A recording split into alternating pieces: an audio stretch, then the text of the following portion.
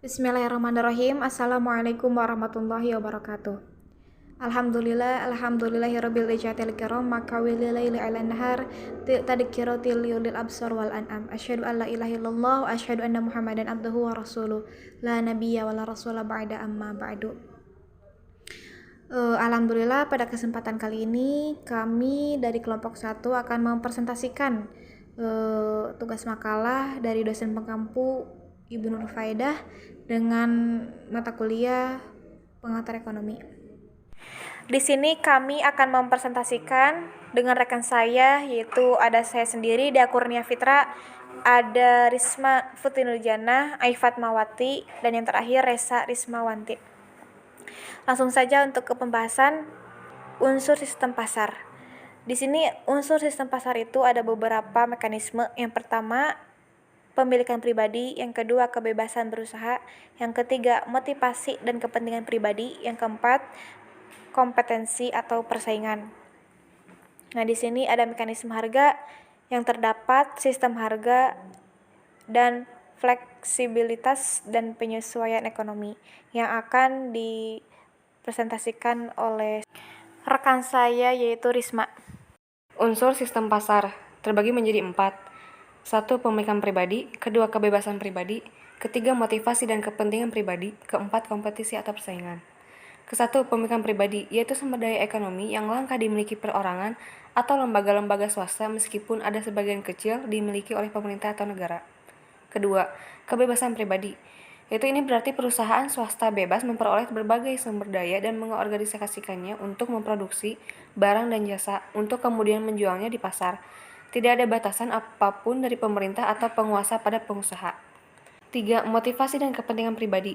Sistem ekonomi pasar didasarkan pada motif kepentingan pribadi. Ini merupakan daya dorong kegiatan ekonomi. Setiap satuan ekonomi berusaha berbuat yang terbaik bagi dirinya. Keempat, kompetisi atau persaingan. Kebebasan berusaha dan memilih menimbulkan konsekuensi timbulnya persaingan di antara berbagai satuan ekonomi. Mekanisme harga. 1. Sistem harga.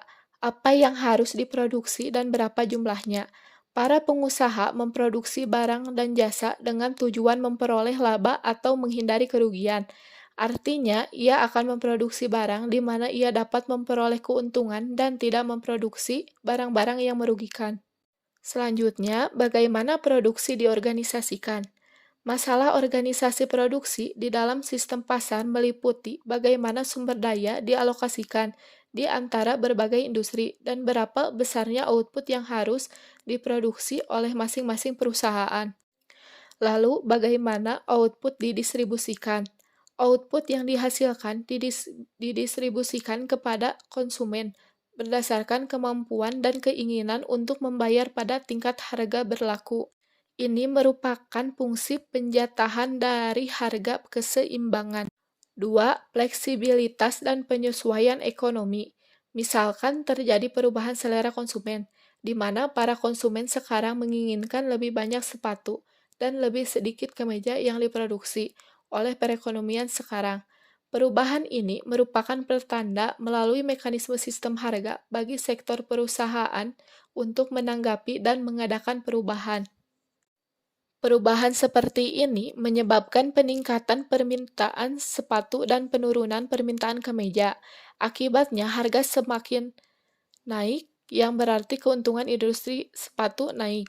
Sebaliknya, harga dan keuntungan di industri kemeja turun dan bahkan mungkin menderita kerugian. Manfaat dan evaluasi sistem harga. Sistem harga dan persaingan menciptakan kesempatan bagi wirausahawan untuk mengintroduksi teknik serta produk baru. Teknik-teknik produksi yang menghemat biaya akan terus diusahakan karena ini merupakan keunggulan atas para pesaing untuk beberapa waktu dan merupakan keuntungan baginya. Keuntungan ekonomis yang diperoleh oleh satu atau beberapa perusahaan dalam suatu industri merupakan fenomena sementara. Peran negara dalam ekonomi Islam. Negara mesti mampu memenuhi kebutuhan masyarakat dalam hal peribadatannya.